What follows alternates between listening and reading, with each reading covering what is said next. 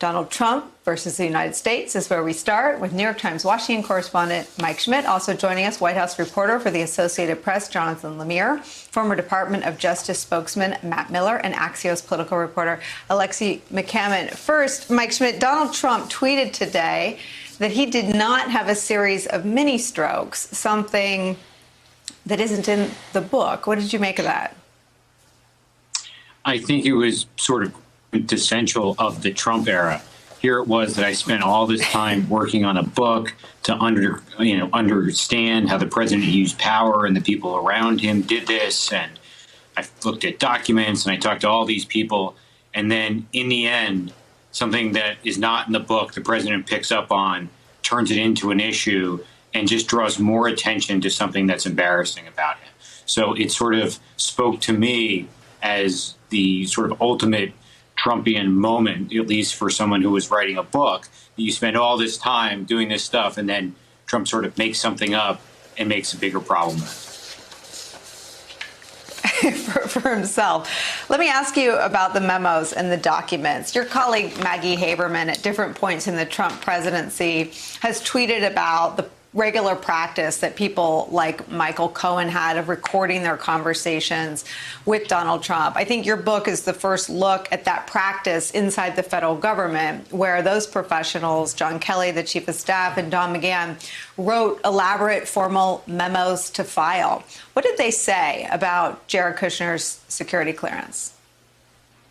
Well, the memos are very clear that the clip that you played of Ivanka Trump is not true. In Kelly's memo, he explicitly says Trump ordered him to do this, and that's why Kelly was writing the memo. The thing about the memos that's remarkable and sort of interesting that I sort of understood in this book is you look at a range of people. You look at Jim Comey, Don McGahn, John Kelly, three different people that found themselves at the top of government for very different reasons. And even though they had different backgrounds and different approaches and such, they all were writing memos to protect themselves.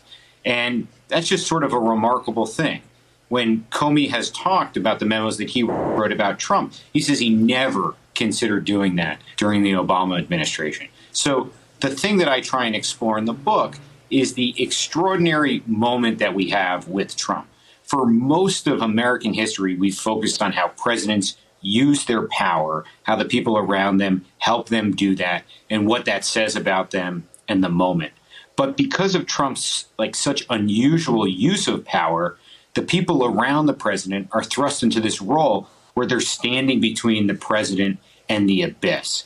And what I tried to capture is, what is that human moment like? That incredibly unique thing of standing up to a president. What do you do when you can't trust the motivations of the most powerful person in the world who you're supposed to be there to work for? Hey there, I'm Chris Hayes from MSNBC. Thanks for watching MSNBC on YouTube. If you want to keep up to date with the videos we're putting out, you can click subscribe just below me, or click over on this list to see lots of other great videos.